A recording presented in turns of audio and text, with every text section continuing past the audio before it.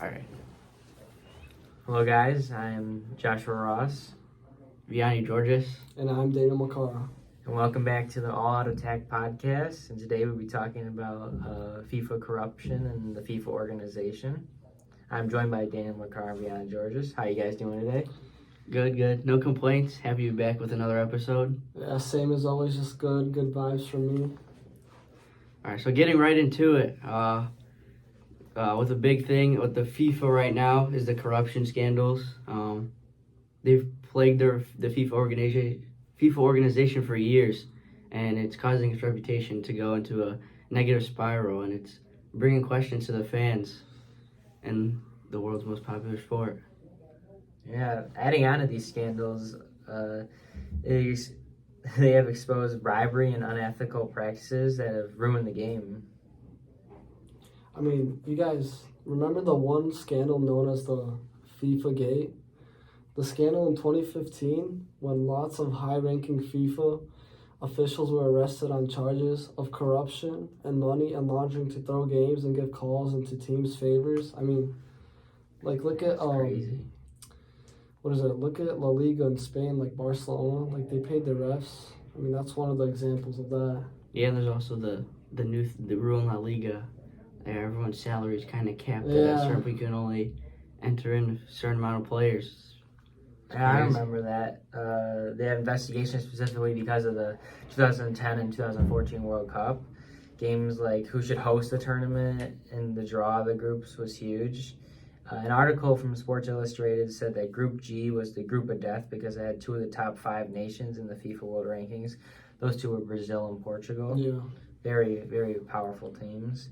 As well as a second-ranked African team, Ivory Coast, which was described as the 4th team, North Korea, had an unbelievable underdog.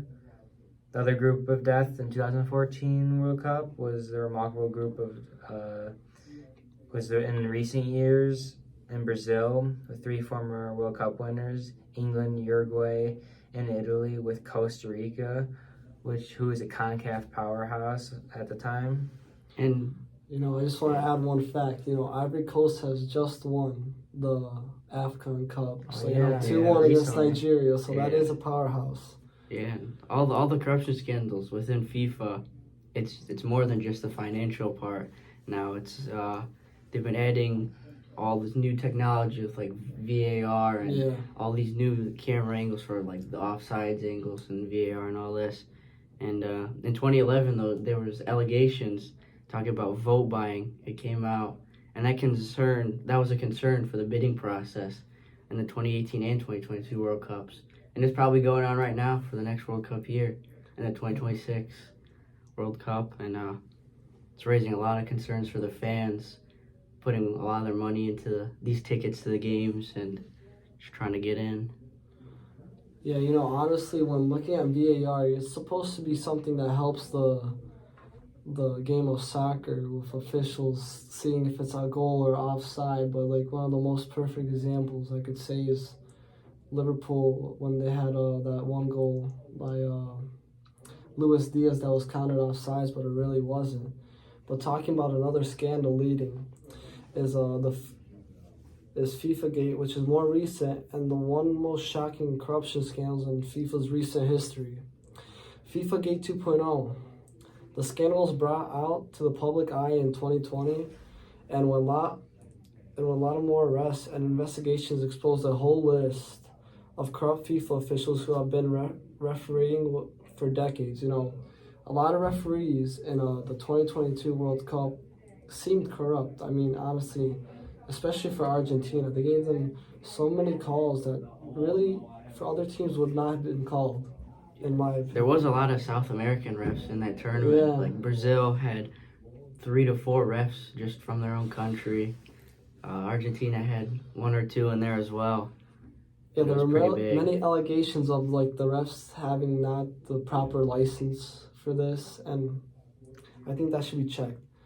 The allegations ranked from bribery and awarding tournament hosting rights to manipulation for player transfers, like when Pogba went to Juventus, that was a big deal, to Manchester United for a record deal of $105 million in 2016. Another record-breaking deal that is still the biggest transfer. That was a huge shock to the soccer economy. Was Neymar to PSG for about 222 million. I mean, these transfers are getting out of hand. Like, it used to be just 50 million, like back in the day. I mean, thinking about it, how much would Ronaldo and Messi be worth in today's time? It would be, outrageous. Like, think about Ronaldo from United to Real Madrid. That was like 90 million in 2009. Yeah. And think Probably about over 200 million of inflation. Think about how hard it is for the teams that don't have that money. Yeah, I know. Hard it is to get those good players. Like, if you look at all the new teams that get promoted to like La Liga and the Premier League from the smaller divisions who don't have money, they can't compete with these big teams like the Big Six in the Premier League. Yeah, you with money. Yeah, you only have few teams that come out. Like, so I'll give a perfect example this year in 2023-2024 is Girona. You know, they've been in La Liga for 4 years now, and they're battling with Real Madrid, but it's hard. Like, they don't have the depth capacity compared to Real Madrid, and you could just see in their game.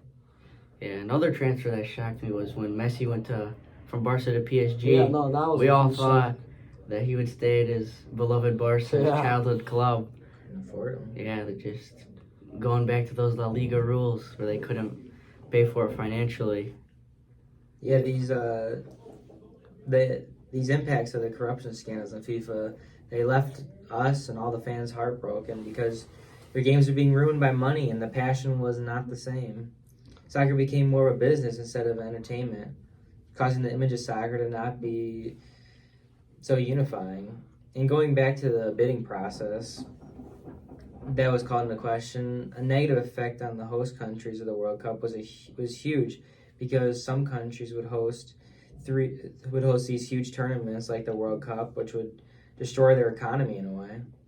It ruined some of their economies because countries like South Africa in 2010 built these huge grand stadiums that took up money and time and even some people's lives that were only used for a World Cup. Yeah, we saw the same thing happen in Qatar. This last World Qatar, Cup. I just want to say, like, some of their stadiums, like, those workers are treated brutally. Yeah, like, their wages. Yeah, and, you know, just honestly, you could go to the stadiums right now completely abandoned, dust. Yeah, like in here, I saw a fact. It said Qatar Stadium of 974 was built by the recycled ship containers. Crates, It's getting moved to countries who need the infrastructure now. Like, these stadiums played, like, these grand stages are just being torn down like it's nothing. These people spent countless hours, some even died trying to build them. And FIFA's just swiping it under the rug like they don't care, like it's nothing. Yeah, the corruption scandals within FIFA also led to the truth of practices surrounding the organization's commercial partnerships. I mean, yes, with those allegations of bribery and getting sponsorships and broadcasting rights, like such as USA getting broadcasting rights to the Premier League deals, they raise more concerns about their fairness and transparency of agreements. The business dealings of FIFA making sure that the financial interests do not compromise the integrity of the sport were not thought about more carefully. I mean, we always see the same commercials over and over, like year after year, from same big companies such as the big ones like Heineken for Champions League. You got Lay's with Messi. Yeah, and then what is it? There's a new one with Inter Miami and Messi. I've seen that one. It's all these big companies. Super Bowl ad. Yeah. I mean, I feel like it's not right because these companies are bidding for their ads to be played and paying for a lot of more money. They're buying their way into, which is like, you do pay for commercials, but they're paying an absurd amount of money just to get in, and they're pushing out these other commercials that aren't paying enough, but are better commercials, something new to see, which is, I feel like, something FIFA should start to look at. You know, they're just playing the same thing over and over when maybe some people want to see something different. Yeah. And I believe that in the light of these ongoing corruption scandals, FIFA should take immediate action addressing these. You know, they're kind of quiet about everything. Like, they don't talk about anything. It's just they'll show up every 4 years for the World Cup, and that's it. You'll never hear from them again. That is true. FIFA I feel like they just gotta restore the trust in the fans, in the clubs, people who hold stakes in in all these big tournaments, it's taken away from the game of soccer. It's ruining it. It's diluting it in a way. Yeah, I feel like FIFA have to take steps to address the issues that led to these scandals, which is huge for implementing reforms and increasing transparency.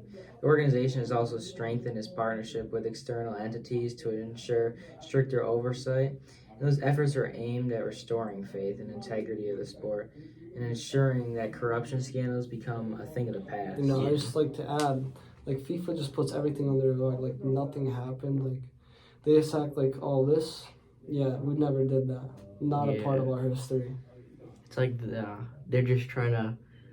It happens. They don't even want to talk about nothing. Like it happened. It happened. That's it. No one knows about it until someone finds the truth somewhere, and it's just like there's always a story going on. Yeah. But FIFA just denied. You know, to close out the topic, you know, for the corruption scandals with FIFA, they've had their consequences. You know, like they haven't been trusting the organization, and their reputation isn't the same in the world of soccer. And although they have been trying to rebuild trust and the integrity of the sport, there's lessons that come with it. You know, you can't just swipe things under the rug, and the beautiful game, it can't be corrupt. It's all the passion and the fans. It's the people's game. It's the world's game. Yeah. After closing out the bribery and the corruption, leads into which is next about the bribery allegations that FIFA is facing. And at the center of the scandal is their president, Sepp Blatter. He was accused of accepting bribes from various individuals and organizations, seeking to influence the outcome of the bidding process, which is very important. He also we had a scandal where the bribes in exchange for his support and awarding the hosting rights to certain countries. What do you guys think about this? I mean, look, I'm going to put my opinion. I find that very wrong. People like that should not have so much power in the game. It just shows that it's all just a business for money and power. And it is a good thing. He is the former FIFA president. Yeah, I mean, what Dan's saying, I completely agree with him on that. You know, everything he said is true. But I do believe, no matter what, the soccer world will always be a business, so to say. Yeah. You know, with the money and the transfers. But it can also be less of a business that involves power and money. Like you have the Manchester United owners, the Glazers. They own, it's more like, if you see in the recent years, like the last 2-3 years, Man U's been struggling because, you know, they've been struggling because it's corrupt, and they've been trying to get them out, and they're power hungry. They're just looking to make a name for themselves and make headlines in the media. It's crazy. Speaking of the Premier League, you have people such as City. You know, Manchester City is now known as the powerhouse in the modern era of soccer. But you look even in the early 2000s or 90s, before they got bought out by these big oil companies and Saudis. They were nothing. Like, there was no such thing as a Manchester derby, like a true Manchester derby. That was not a thing. But now people say this big United versus City. I mean, like City, they only have their success because of the oil money and buying players for high wages. I mean, no matter what, Manchester will always be red, you know. It'll never be blue. Never. But yeah, that's what I feel. And United, they just need to come up. Yeah. I completely agree with you on both of that. But the investigations also revealed that some FIFA officials engaged in vote trading. That's where they exchanged votes for favorable treatment and other matters, such as contracts or positions with FIFA. This arrangement allowed corrupt officials to further their investigations at the expense of the bidding process and get themselves into bigger games or bigger venues, which means they get paid more. Yeah, like recently we've seen a lot of the same refs in the Premier League games, like the Big Six games. Anthony Taylor especially. I always see him on every broadcast. You'll see him in every Arsenal game, every Chelsea game, Man United. You'll see him in all the big games. Very debatable calls. Yeah, it's a shady ref. Yeah.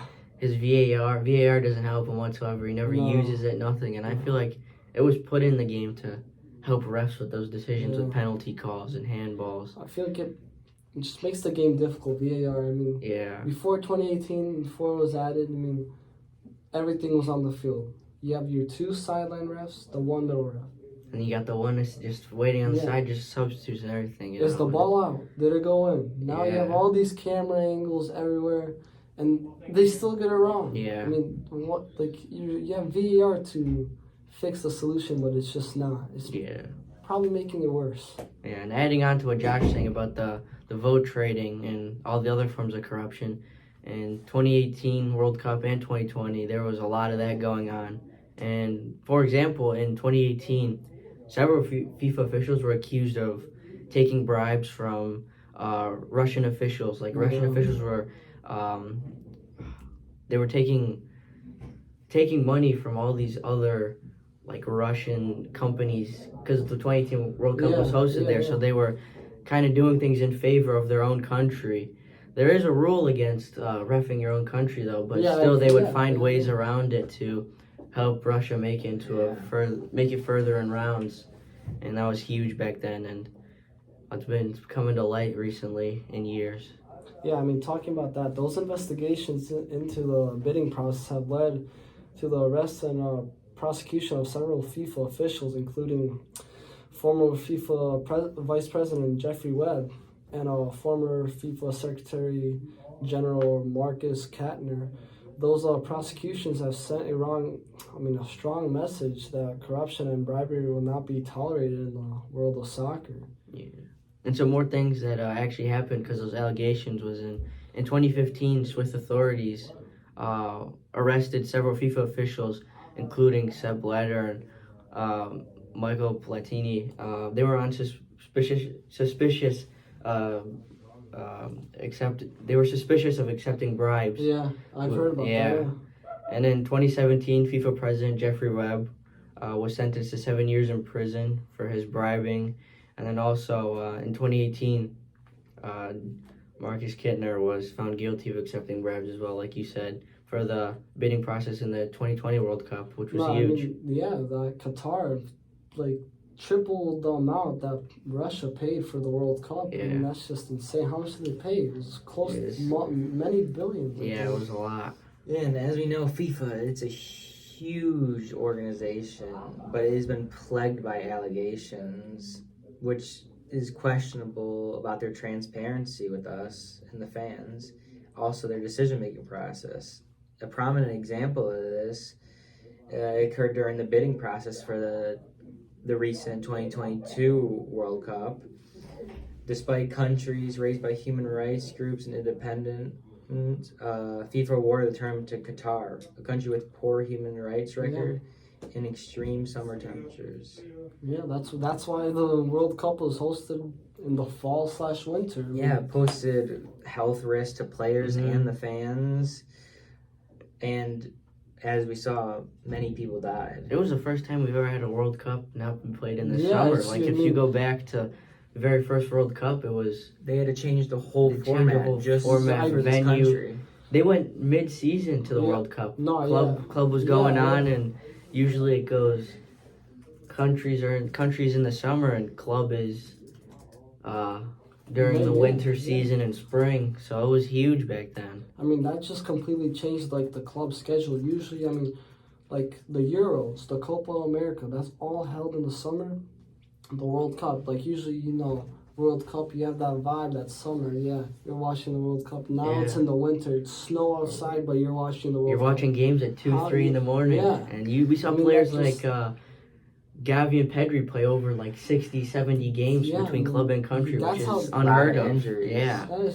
And Gavi goes down and Pedri this season, both with injuries due to fatigueness and playing so many games. It's just a toll on their body. Another crazy thing about that Qatar World Cup is that they had to pay $220 billion just to host the World Cup. Yeah, that's what Russia had to. That's 15 times more than the previous. Not host, even 3 Russia. times, 15 times. So they had to pay. That's the most any country's ever had to pay to host a World Cup.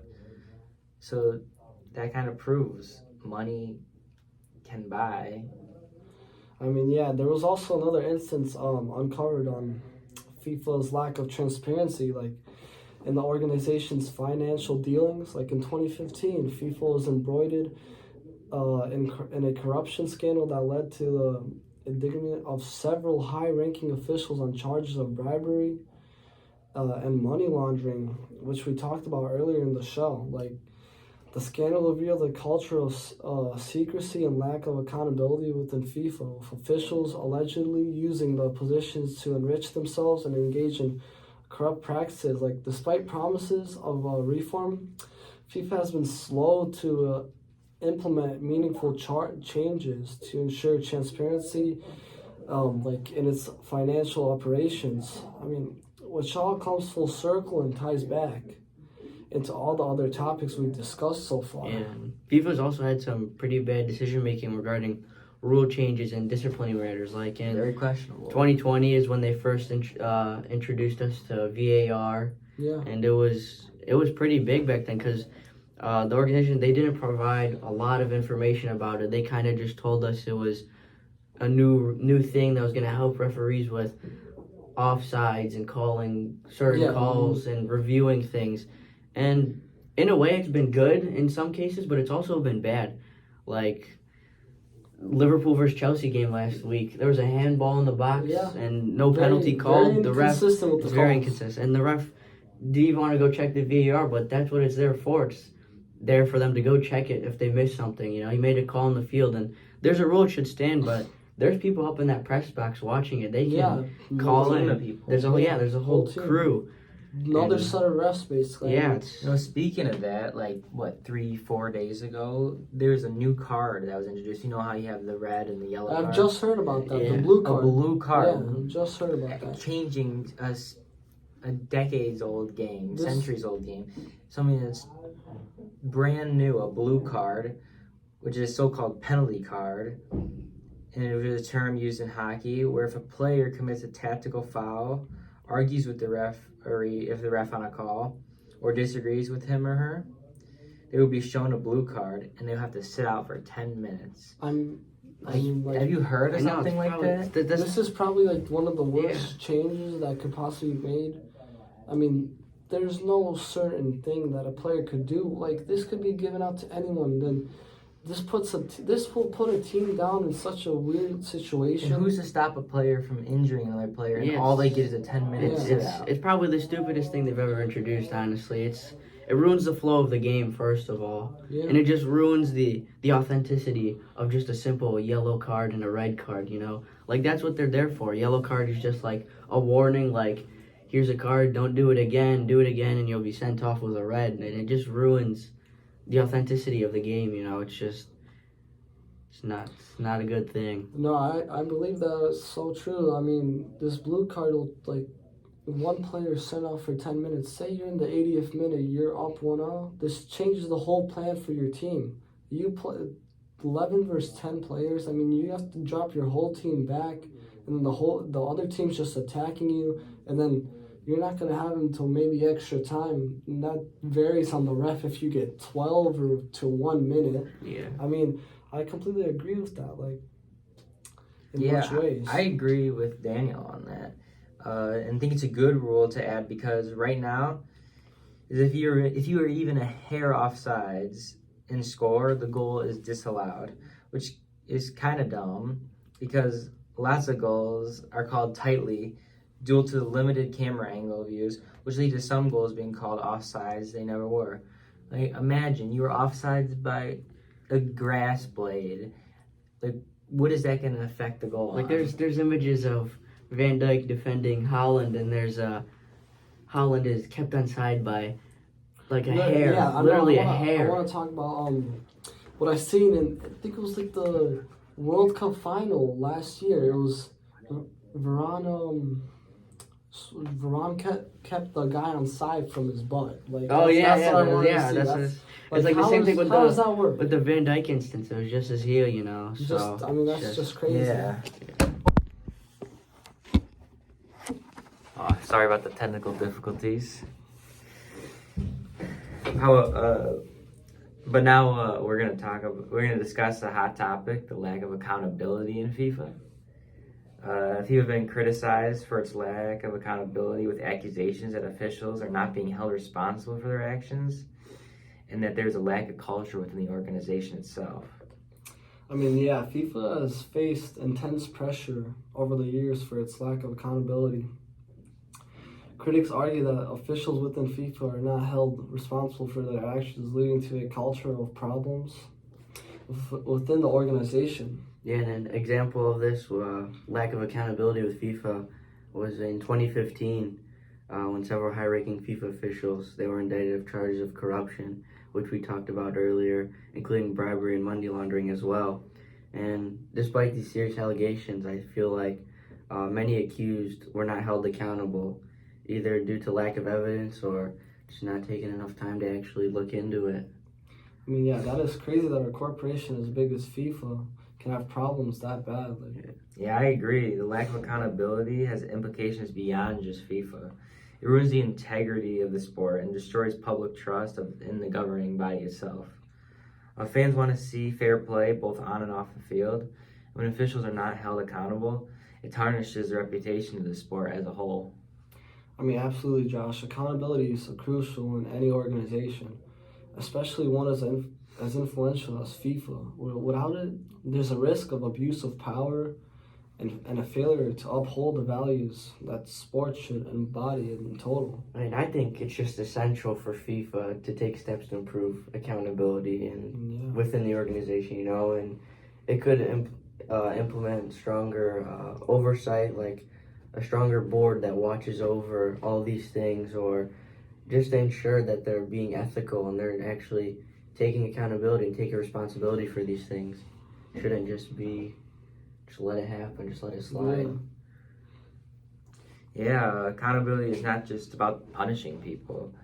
It's about ensuring transparency, fairness, and credibility of the organization. FIFA must address these issues if it wants to regain the trust of all the fans worldwide. Yeah, another problem is the discrimination and racism that's been in FIFA. I mean, FIFA has faced criticism for its handling of issues related to discrimination and racism in football, with accusations that it has not done enough to address the issues within the sport. I mean, one example, like in the Premier League, there's been many racial comments.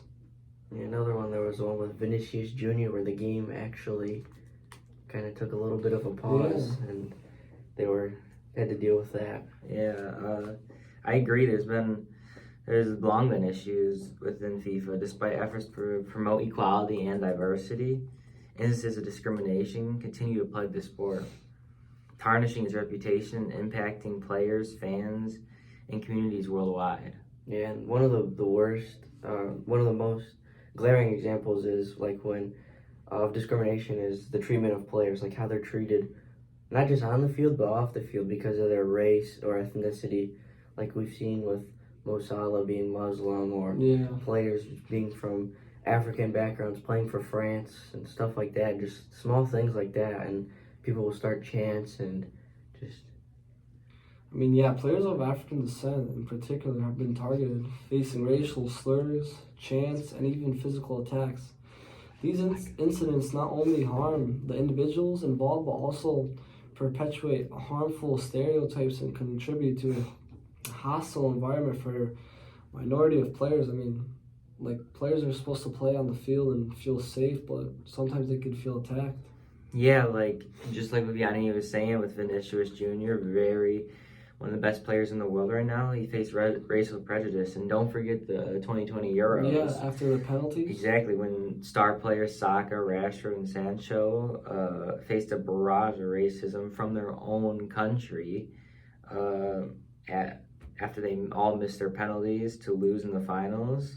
Events like this need to stop, and history cannot keep repeating itself, and it's time to put an end to this. I mean, think about it. Premier League is one of the main advertisers for racial stop. I mean, they have it all over their league. Their patches and on the balls. What was huge with the England when after they missed was when the former England players like David Beckham and all them posted on their social media saying this needs to stop, and it kind of brought the soccer world, the community, back together in a way, showing. Yeah, and there's other forms of prejudice, even though the racial is horrible. There's other forms in FIFA with the unequal treatment of female players. Despite the growing popularity of women's football, female players continue to face disparities in pay, facilities, and resources compared to their male counterparts.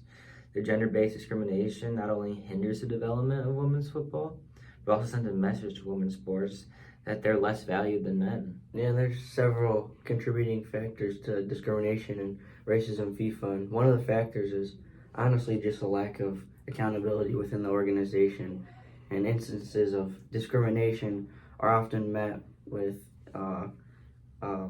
unintended punishments or no action at all, and it sends a message of behavior that it's acceptable in a way when it shouldn't be. Yeah, like the structure of FIFA. With power concentrated in a few individuals, it can lead to discussions that prioritize personal interests over the principles of equality and fairness.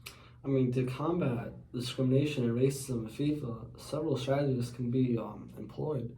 FIFA must take a zero-tolerance stance against discrimination of any kind. I mean, this includes implementing strict sanctions for offenders such as fines, bans, and mandatory education programs.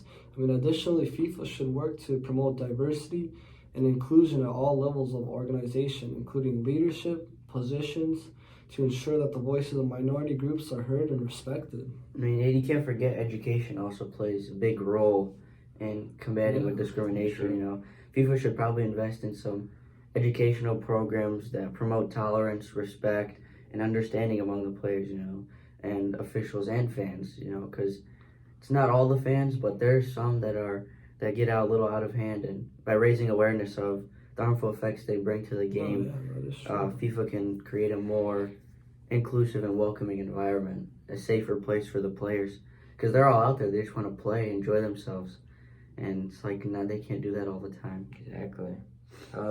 The last problem we're going to be discussing today is the elections in FIFA. There have been allegations of regulations in FIFA in the election process, including accusations of voting buy-in and manipulation of the voting system. You know, the corruption extends the electoral process, which is ruined by allegations of voting buy-in, that is to purchase votes for their favorite candidate during the FIFA presidential election. That's where officials engage in this illegal behavior. It has caused people to lose faith in the electoral process and is a breach of the organization's code of conduct. I mean, yeah.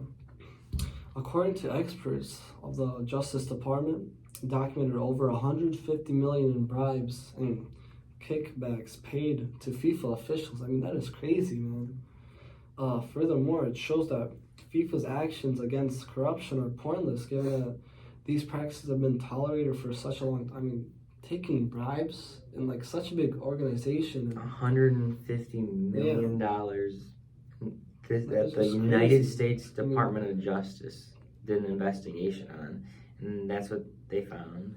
Yeah, I mean, there's also allegations that votes are being bought to ensure that favorable outcomes work in certain people's favors, and it comes to deciding who hosts the World Cup. That's probably like the most important tournament, and the most viewed sports tournament.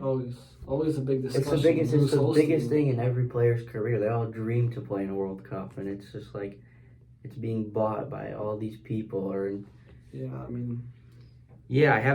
just pulled up this article by New York Times, and it stated that never before, though, has persecutors so clearly described the scheme that helped deliver the votes that gave Russia and Qatar hosting rights for one of the world's biggest sporting events. I mean, that should not be corrupt. The FIFA World Cup, bro. I mean, just because countries pay a lot of money, that shouldn't be the reason that they get to host the country. They get to host the World Cup. Should be set in stone, like where it's at. No corruption. Just one country at a time should be chosen equally. Like this practice damages competitions, takes away the integrity of the organization, and casts doubt about the legitimacy of FIFA's decisions and all. It also keeps the culture of backroom deals and secret alliances that go on in the background of FIFA. Yeah, it makes the trust and loses the trust in us and the fans. Yeah. You know, like we don't know everything that's happening behind. Like there's no transparency. It's just they make the decisions and we watch. Like I agree with everything Daniel was saying. Like these allegations raise serious concerns about the transparency and fairness of FIFA's bidding process. It casted a shadow over the legitimacy of the World Cup hosting decisions. Yeah, and like in addition to all of the corruption scandals that's going on, they've also faced allegations of election irregularities in its leadership elections, and like the organization's president being voted, like how other members of the FIFA organization are voted in. And Yeah. they're buying votes. They're bribing other people who vote on them or vote for these positions to give them a better chance at winning, and they're using tactics that are going to secure them votes. Yeah, you just don't know how how they vote on who becomes a member, how the president is voted, how long his terms are for each. Just nothing, just all in background without the fans even knowing. Well, the FIFA corruption scandal and election variability highlight the challenges of governance and sports organization. I mean, the scandal exposed vulnerabilities in FIFA's governance structure, including the lack of transparency and accountability in its decision-making process. It also showed that the need for stronger oversight and regulation in sports governance to prevent similar abuses in the future. And all these votes happen in back rooms, like it's all behind closed doors. We have no idea what's going on, who's at these voting elections, who's running. Like we have no idea. Who votes? And Like, who the question votes? is who votes for these? Yeah. Exactly. It's not like the public votes. Like Daniel was saying, there was no oversight. Like it's just them voting, and we just see the outcome. We have no way to tell who decides who. Like we don't know the rules about, like Daniel was saying, with the leader, how long his term is. No clue about that. And like FIFA said, to address these issues, they implemented several reforms aimed at the improvement of their transparency. These reforms include the introduction of a term limit for the officials, which we finally started to see, the establishment of independent ethics committee, and the adoption of a stricter financial control. While these reforms are a step in the right direction, a lot more needs to be done to restore everyone's trust in FIFA and ensure that any more scandals in the future are avoided.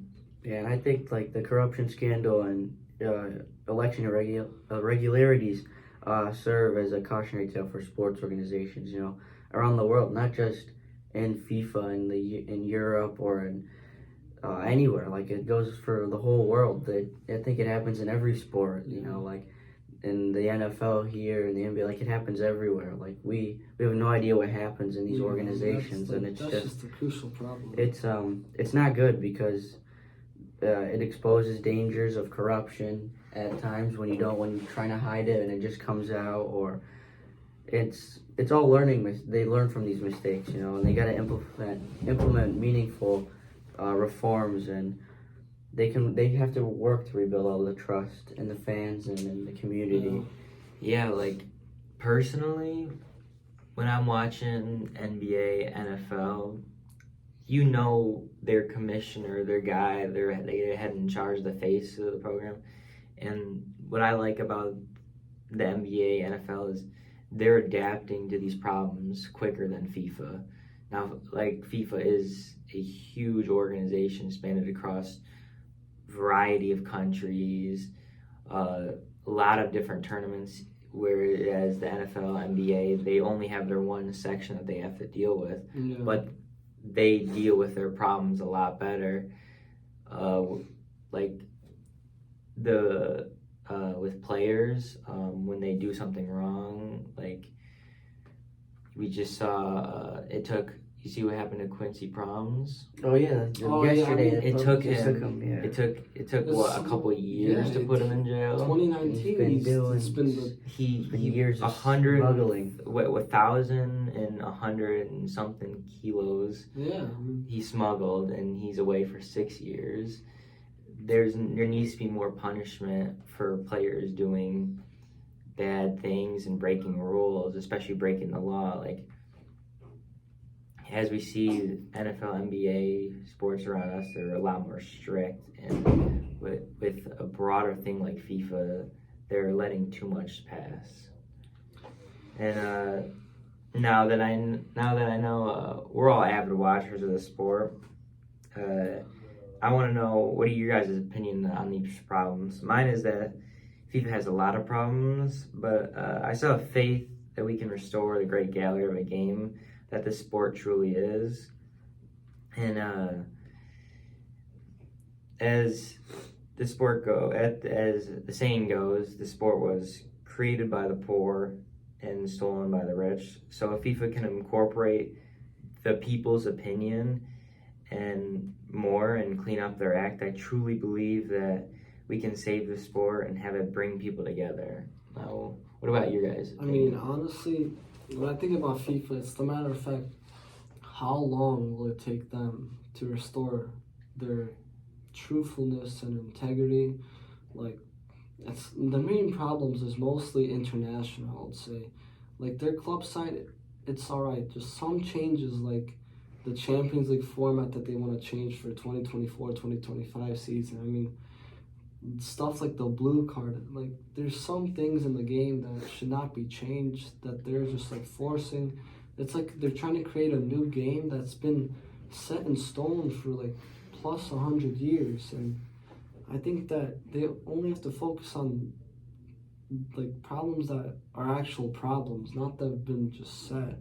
Like, the transparency is not that well, and the choosing of the host countries, like for the Euros, for the World Cup, even the Copa America. Like, there's north such as the United States and Canada are able to play in the Copa America now, which has never been really addressed. They're just added now.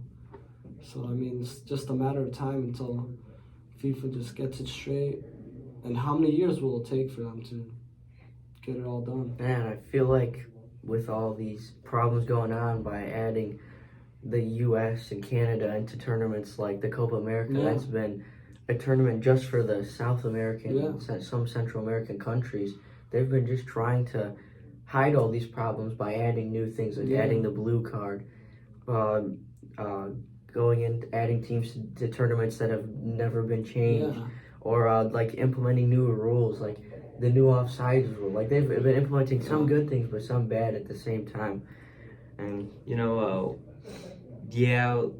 these problems are bad, but one thing that I'm finally starting to like FIFA doing is they're finally starting to promote their game a little more, because like, as we saw, like with the Finalissima, like, who watches that?